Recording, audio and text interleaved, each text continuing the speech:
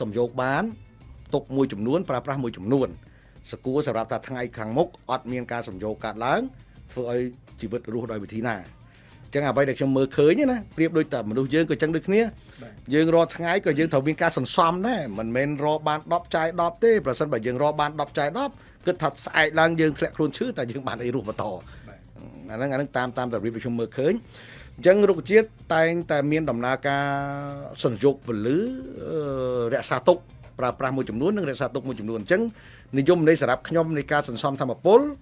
ខ្ញុំឲ្យតម្លៃថាគឺជាដំណើរការសំយោគពន្លឺប្រចាំថ្ងៃរបស់រុក្ខជាតិនោះហើយរាល់ដំណើរការសំយោគពន្លឺនោះហៅថាដំណើរការសន្សំធម្មពលត្រូវកើតឡើងនេះតាមការគិតរបស់ខ្ញុំណាបាទអញ្ចឹងរុក្ខជាតិការងារប្រចាំថ្ងៃរបស់រុក្ខជាតិវាខុសពីមនុស្សយើងឬក៏ស្រដៀងនឹងមនុស្សយើងភ្ញាក់ព្រឹកឡើងទូរទស្សន៍យើងគឺសម្រាប់បង្កប់ការងារដើម្បីចិញ្ចឹមកាពះរីឯរុក្ខជាតិការងារប្រចាំថ្ងៃផងរុក្ខជាតិគឺដំណើរផលិតកម្មនៃដំណើរការសំយោគពន្លឺនៅក្នុងដំណើរការសំយោគពន្លឺតាំងពីព្រឹកតល្ងាចបញ្ចប់ហ្នឹងអត់ចប់ត្រឹមហ្នឹងឲ្យយប់ឡើងត្រូវបន្ថែមការងារហ្នឹងពេលយប់ទៀតអញ្ចឹងការងារប្រចាំថ្ងៃរបស់រុក្ខជាតិគឺដំណើរការសំយោគពន្លឺនិងបំលែងអ្វីដែលបានពីការសំយោគពន្លឺឲ្យคล้ายទៅជាធម្មពលឲ្យคล้ายជាប្រយោជន៍សម្រាប់រស់ប្រចាំថ្ងៃនិងរក្សាទុកសម្រាប់បន្តវេនទៅមុខលោកគ្រូអរគុណច្រើនអានឹងការដែលយល់ឃើញរបស់ខ្ញុំបាទអរគុណលោកគ្រូបើយើងនិយាយអំពីប្រយោជន៍នៃការសន្សំធម្មពលរបស់ដំណាំតើវាមានប្រយោជន៍អីគេខ្លះសម្រាប់ដំណើរការរស់រានក៏ដូចជាដំណើរការនៃការផ្ដល់នៅសមត្ថភាពបន្តពូជឬក៏ផ្ដល់នៅសមត្ថភាពឲ្យទិន្នផលទៅសម្រាប់ដំណាំទៅវិញចឹងចាប់ផ្ដើមពីលោកគ្រូមុនហើយបន្តមកនឹងទៅលោកគ្រូខ្ញុំសុំនិយាយមុនចុះដោយសារវាជាប់មាត់រួចហើយដល់ម៉ោងខ្ញុំតែបាននិយាយវានិយាយជាប់ឃើញទេខ្ញុំគិតថាប្រយោជន៍អានេះខ្ញុំសុំនិយាយតែរូបភាពបច្ចៈដែលយើងបានធ្វើតែយើងបានសង្កេតឃើញខ្ញុំបានធ្វើផលធៀបរវាងដំណាំណាដែលខ្ញុំនៅតនេះខ្ញុំសុំនិយាយពីរផ្នែកដំណើរការសំយោគពន្លឺដោយអត់មានការគាំពៀពីម្ចាស់ចំការមានរុក្ខជាតិសំយោគពន្លឺខ្លួនវាសន្សំធម្មពលខ្លួនវាតើវារូបភាពយ៉ាងម៉េចហើយនឹងរូបភាពមួយទៀតរុក្ខជាតិវានៅតែបន្តសំយោគពន្លឺដោយខ្លួនវាសន្សំដោយខ្លួនវាតែយើងមានការទំនុកបំរុង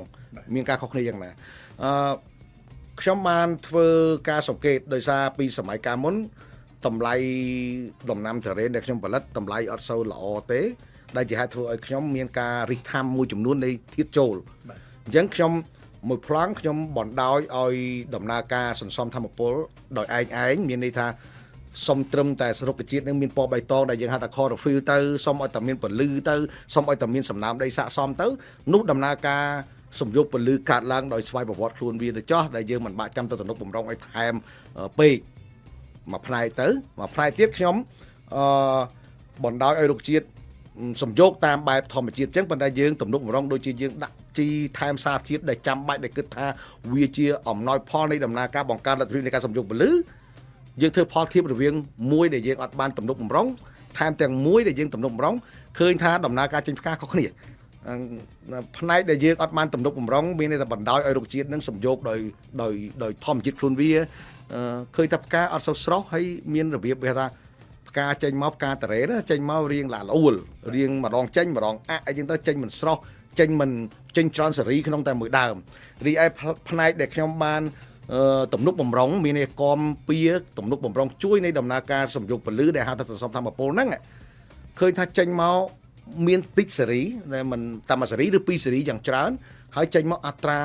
ភាគរយខ្ពស់ហើយស្រស់ហើយច្រើនតែចេញមកចំទីតាំងដែលយើងចង់ឲ្យមានវត្តមានផ្កាទៀតផងប្រកបណាតរ៉េនយើងមិនមែនជាថាផ្កានៅទីណាក៏ជាប្រយោជន៍ទាំងស្រុងទេមិនមែនអញ្ចឹងទេវាត្រូវរើសទីតាំងទីណានៃពោះមេឃទីតាំង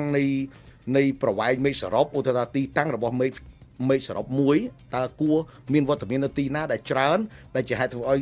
ងាយស្រួលផ្ដល់ទៅជាផ្លែផ្កាទៅថ្ងៃអនាគតនឹងបានល្អហ្នឹងវាត្រូវកំណត់ទីតាំងទៀតអញ្ចឹងបើសិនបើយើងមានដំណើរការជួយទំនុកម្ដងនៃដំណើរការសំយោគពន្លឺហៅថាដំណើរការសន្សំធម្មពលហ្នឹងធ្វើឲ្យយើងឃើញថាផ្កាចេញបានជាក់លាក់ជាងភាគរយខ្ពស់ជាងហើយអត្រាស្រស់នឹងខ្ពស់ជាងអញ្ចឹងមានន័យថាប្រយោជន៍នៃការសន្សំធម្មពលគឺបានឡើងធ្វើឲ្យផ្កាចេញមកតនពេលតនវេលាត្រឹមត្រូវពេលវេលាហើយថែមទាំងបរិមាណមួយដែលយើងអាចទទួលយកបានថែមទាំងទីតាំងរបស់ផ្កាត្រូវជាទីពេញចិត្តផងយើងចង់បានការចេញផ្កាដោយមិនបងប្រាថ្នា ឬក៏ចង់បានផ្កាដោយពងប្រាថ្នាប្រសិនបើចង់បានផ្កាដោយពងប្រាថ្នាគួរតែមានការបើកវគ្គសន្សំធម្មពលក្នុងវគ្គណាមួយនៃបណ្ដាធ្វើត្រួយលើកទី1ត្រួយលើកទី2ត្រួយលើកទី3ជាពិសេសត្រួយចុងក្រោយត្រៀមនឹងការមានផ្កានឹងតែម្ដងគួរតែមានបើកវគ្គមួយនឹងសម្រាប់ទៅទំនុកបំរុងកមពៀថាធានាបានថារាល់ដំណើរការផលិតកម្មផុនដំណាំទុរេនមិនមានការខ្វះខាតកាលណាមានការខ្វះខាតដែលជាហេតុធ្វើឲ្យផ្កាចេញមិនទៀងទាត់ហៅថាផ្កាមិនពងប្រាថ្នាតែយើងត្រូវយកផ្កាពងប្រាថ្នាអត់អាចអត់យកផ្កាដោយមកតាមយថាផលយថាហេតុបានទេសម័យកាលនេះគឺជាសម័យកាលពាណិជ្ជកម្មកសិកម្មតាមបែបពាណិជ្ជកម្មអត់មានតាមបែបសមាជីវោតាមបែបបានក៏បានមិនបានក៏ហើយបាទតាមបែបយថាកម្មទេវាមិនអញ្ចឹងទេអញ្ចឹងម្ល៉េះឲ្យទៀមទីឲ្យយើងធ្វើជួយទំនុកបំរុងនៃដំណើរការសន្សំធម្មពលទាំងយើងដឹងថាបងប្អូនចូលចិត្តការសន្សំធម្មពលមិនចាំបាច់យើងធ្វើទេរុក្ខជាតិជាអ្នកធ្វើខ្លួនគាត់រាល់ថ្ងៃបើកព្រែកឡើងគាត់ធ្វើដំណើរការមួយហ្នឹងហៅថាដំណើរការផលិតកម្មប្រចាំថ្ងៃរបស់គាត់ហ្នឹងអូខេអញ្ចឹងយើងមកមើលវិញថាដំណើរការសំយោគពលឺគាត់ត្រូវការអីយើងត្រូវឲ្យទៅគាត់ហ្នឹងប្រសិនបើយើងតាំងចិត្តថាយើងព្យាយាមទៅទំនុកបំរុងឲ្យគាត់អញ្ចឹងយើងត្រូវមើលថារុក្ខជាតិត្រូវការអីដំបូងបំផុតដែលត្រូវការដំបូងដែលជាវត្ថុធាតុដើមធំបំផុត CHO hydrogen C carbon hydrogen និង oxygen carbon hydrogen oxygen C បានមកពីណា C បានមកពីលំហ CHO CO2 ត្រូវទេឧស្ម័នកាបូនិក hydrogen បានមកពីណាបានមកពីទឹក oxygen បានមកពីណាបានមកពីទឹកអញ្ចឹងមានន័យថាសុំឲ្យតែមានទឹកសុំឲ្យតែមាន carbon នៅក្នុងលំហអាចផលិតបានហើយតែសុំថែមមួយទៀតរុក្ខជាតិត្រូវមាន chlorophyll ប្រសិនបើរុក្ខជាតិអត់មាន chlorophyll ទោះបីជាមាន C មាន H មាន O មានពលឺក៏អត់កើតទៅជាប្រយោជន៍ក្នុងដំណើរការផលិតកម្មដែរអញ្ចឹងដើម្បីបង្កើត chlorophyll ត្រូវការអីយើងចាប់ដើមទាញមកដើម្បីរុក្ខជាតិមាន chlorophyll ត្រូវមានអីពួកអីមិញយើងរុក្ខជាតិត្រូវការអាហារចម្បងធំគឺ CHO ដែលបានមកពីបរិយាកាសនិងទឹកតែ chlorophyll បានមកពីណាស្លឹកត្រូវមាន chlorophyll អត់អាចអត់ chlorophyll បានទេ chlorophyll បានមកពី magnesium បានមកពី protein បានមកពី glucose ស្អីៗទាំងឡាយទាំងពួងហ្នឹងដែលជាអាហារដែលរុក្ខជាតិគួរតែមានទាំងអាចថា13មុខ14មុខមានដូចជា nitrogen phosphorus potassium calcium magnesium sulfur ដែកទង់ដែងម៉ង់កាណេសសង្កសីក្លនីកឹលអីណាទាំងឡាយទាំងពួងហ្នឹងដែលយើងហៅថាដែលយើងបែងចែករាល់ថ្ងៃជី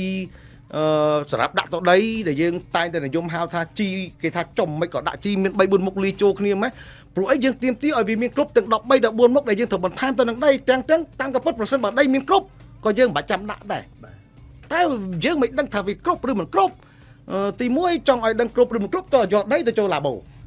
តែយើងមានលទ្ធភាពយកចូលឡាបូរៀងរាល់សប្តាហ៍រៀងរាល់ខែរៀងរាល់ពេលរដូវកាលអត់មានអញ្ចឹងត្រូវធ្វើម៉េចយើងត្រូវពិភាក្សាដឹងថាជាទូទៅដីតែងតែខ្វះហើយសារធាតុទាំង13 14ធាតុហ្នឹងដែលត្រូវដាក់បំពេញព្រោះអីខ្វះដោយសារយើងយកផ្លែចេញពីដីយើងយកផ្លែចេញពីដើមទុរេនទៅរដូវស្មើទៅនឹងយកជីវជាតិចេញពីដីអញ្ចឹងម្ល៉េះយើងត្រូវតែផ្ដល់ជីហ្នឹងឲ្យទៅដំណាំទាំង13ធាតុទាំង14ធាតុយើងឧទាហរណ៍ដូចយើងមាន NPK នៅក្នុងកញ្ចប់ការ៉ុងមួយឧទាហរណ៍ដូចថាវគ្គណាដែលយើងប្រើ complex ក្នុង complex វាមានnitrogen phosphorus potassium មានmagnesium មាន sulfur នៅក្នុងហ្នឹងបន្តមកទៀតយើងមាន biokali ឃើញទេយើងថែម potassium ពីលើគេហៅថា potassium ហ្នឹងវាមិនតាន់គ្រប់តិចទៀតខ្ញុំនឹងបញ្យល់ប្រាប់ថាដំណើរការឲ្យចេញផ្កាវាមានហេតុផលអីទៀតតែឥឡូវយើងនិយាយថាត្រឹមតែសារធាតុបង្គ្រប់ទាំង13 14ធាតុដើម្បីទៅទំនុកបំរុងដំណើរការផលិតកម្មប្រចាំថ្ងៃដែលហៅថាសន្សំធម្មពលផងដំណាំហ្នឹងអញ្ចឹងយើងមានដូចជាcomplex យើងមានដូចជា biokali យើងមានដូចជា Yuta ឃើញ Yuta គឺជា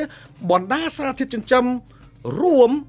ដែលជាពួកជលធាតុឬក៏ហៅថាមីក្រូធាតុទូចតែអត់មិនបានទេទោះបីជារុក្ខជាតិត្រូវការកម្រិតត្រូវការនោះជាຂະຫນាត1នៃ1លាន1ភាគ1លានមែនប៉ុន្តែបើអត់មួយណាអត់បានទេតោះណាអញ្ចឹងបានយើងព្យាយាមមិនបញ្ចូលដើម្បីគ្រប់ទាំង13 14ធាតុដែលរុក្ខជាតិត្រូវការប្រចាំហ្នឹងមានអាសូតមានផូស្វ័រមានប៉ូតាស្យូមមានកាល់ស្យូមមានម៉ាញ៉េស្យូមមានស្ពនថមានទង់ដែងមានដែកមានសង្កសីមានបូរ៉នមានម៉ូលីមដែនមានក្លមាននីកឹលអីហ្នឹងអញ្ចឹងយើងបូកគ្រប់ទៅដើម្បីឲ្យរុក្ខជាតិយកប្រើឲ្យគ្រប់គ្រាន់សម្រាប់ដំណើរការផលិតកម្មប្រចាំថ្ងៃរបស់គាត់អត់មួយណាអត់បានមួយណាលើសក៏មិនមែនមានន័យថា ដាក់មួយនេះលើផលកើតទៅស្មើនឹងលើអត់ទេផលបានគឺស្មើនឹងអ្វីដែលខ្វះអញ្ចឹងមានន័យថាត្រូវដាក់ឲ្យវាមាន balance ដល់វាមានតលយភាពរវាងសារធាតុទាំងអស់ហ្នឹងផងអូខេហ្នឹងទី1ដែលយើងត្រូវធ្វើបន្ទាប់មកយើងមើលថែទាំសំណើមដីយើងមើលថែទាំពន្លឺឲ្យបានត្រឹមត្រូវមានន័យយើងត្រូវតាមដានពន្លឺរយៈពន្លឺជាទូទៅរុក្ខជាតិគេតែសង្កេតឃើញថាសឹកចុងក្រោយត្រូវទទួលពន្លឺមក350ម៉ោងឡើងទៅទើបមានលទ្ធភាពចេញផ្កាបានល្អអញ្ចឹងប្រសិនបើអត់ទទួលពន្លឺពេញត្រូវមានន័យថាម៉េចកាលណាពន្លឺអត់គ្រប់គ្រាន់350ម៉ោងស្មើទៅនឹងផលិតដូចយើងនិយាយអញ្ចឹងអាហារដែលផលិតបាន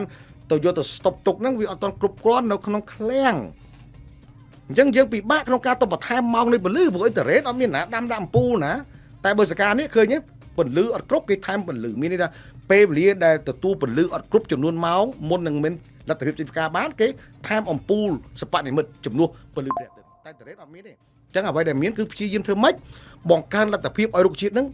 សំយោគឲ្យបានល្អទោះបីជាមានពន្លឺមិនសូវស័ក្តិសមពេញលេញខ្លាំងទេក៏នៅតែរុក្ខជាតិមានលទ្ធភាពមានលទ្ធភាពក្នុងការសំយោគឲ្យបានពេញលេញនេះអ្វីដែលយើងត្រូវធ្វើអ្នកវិទ្យាសាស្ត្រគេព្យាយាមធ្វើរឿងហ្នឹងប្រកាសជាមិនអាចដាក់ម៉ោងមិនអាចដាក់ពន្លឺព្រះអាទិត្យចំនួននៅពេលដែលអត់ពេលពន្លឺទេតែគេនឹងអាចធ្វើបង្កើនលទ្ធភាពទោះបីជាពន្លឺមិនសូវស័ក្តិសមកម្រិតណាតែវាផលដែលបានក្រោយពីការសំយោគវាបានល្អនោះហៅថាដើម្បីបង្កើនលទ្ធភាពនៃការសំយោគពន្លឺបន្តមកទៀតអ្នកវិទ្យាសាស្ត្ររួមទាំងខ្ញុំអ្នកធ្វើចំការហ្នឹងក៏ខ្ញុំគិតដែរខ្ញុំគិតថាសំយោគទៅមុខអត់គ្រប់ទេព្រោះអីយើងសង្កេតឃើញថាទាំងយើងយល់ថារុក្ខជាតិសំយោគតាំងពីដើមទីមកហើយរាល់បើកភ្នែកមានពលឺគឺរុក្ខជាតិសំយោគចុះមិនតាំងពីឧទាហរណ៍បើសិនជាតាំងពីផ្លែហើយរុក្ខជាតិសំយោគរហូតមិនចាំបាក់ទៅមិនព្រមចេញផ្កានៅពេលហ្នឹងទៅចាំបាក់ទៅរឹតបិទនៅពេលត្រួយចុងក្រោយទៅអីដោយសារអង្ការសំយោគពីមុនមកហ្នឹងយើងអត់បានផ្ដោតទៅលើការសន្សំថាមពលទេគណៈពេលហ្នឹងរុក្ខជាតិត្រូវការលូតលាស់ត្រូវការបានថាមពលនៃការសំយោគពលឺបំលែងទៅជាសារធាតុចិញ្ចឹមដើម្បីធំធាត់រីកចម្រើនយើងអត់ចង់ឲ្យគាត់នៅត្រឹមប៉ុណ្ណឹងណាក៏ឲ្យគាត់ធំធាត់រីកចម្រើនមួយរយៈពេលណាមួយមកសឹមដល់ពេលត្រួយចុងក្រោយយើងចាប់ដើមគ្រប់គ្រងគាត់មានន័យថានៅពេលនេះអ្នកមិនគួររីកមៀតធំទៅមុខទៀតទេអ្នកមិនគួរត្រូវតប្រវែងកម្ពស់ទៅមុខទៀតទេអ្នកមិនត្រូវរីកចំហៀងទៅទៀតទេដោយការបង្អាក់ឬក៏ទប់ទល់មិនឲ្យគាត់មានត្រួយថ្មីរាល់ការចេញត្រួយថ្មីស្មើនឹងគាត់ទៅពង្រីកទំហំធំជាងមុនតែនៅពេលនេះគឺយើងអត់ចង់ឲ្យគាត់ពង្រីកទំហំធំជាងមុនទេប៉ុណ្ណឹងអូខេហើយយកផលសិនដែលជាផ្កាផ្លែហ្នឹងសិនសឹមក្រោយពីហ្នឹងសឹមអ្នកឯងបរិទ្ធទំហំទៅមុខទៀតតមេឃវែងជាងហ្នឹងតកម្ពស់ខ្ពស់ជាងហ្នឹងតរឹសឲ្យបានឆ្ងាយជាងហ្នឹងមែនទេអញ្ចឹងអ្វីដែលសំខាន់នៅទីនេះគឺយើងព្យាយាមជួយទៅលើកទី2ហ្នឹងគឺផ្នែកទី2គឺជួយកាត់បន្ថយអ្នកប្រើប្រាស់ហេយើងជួយទៅកាត់បន្ថយអ្នកប្រើប្រាស់តើយើងត្រូវជួយដោយវិធីណាទី1ជួយដល់មេកានិកមានន័យថាមានគ្រៀងមកកាត់ចោលរាល់ពេលអត់អនុញ្ញាតឲ្យមានសឹកថ្មីអត់ឲ្យមានពលក់ថ្មីទាំងអស់ទី1គឺមេកានិកហ្នឹងមានថាឃើញមានគ្រៀងកាត់ចោលអត់មានសួរថាគួរតែចាំស្លឹកចាស់គួរតែអីទេឲ្យតែមានពលក់ថ្មីដែលមិនមែនតន់ដល់ពេលដែលត្រូវផ្កាមកកាត់ចោលរូតចោលច្បូតចោលអូខេ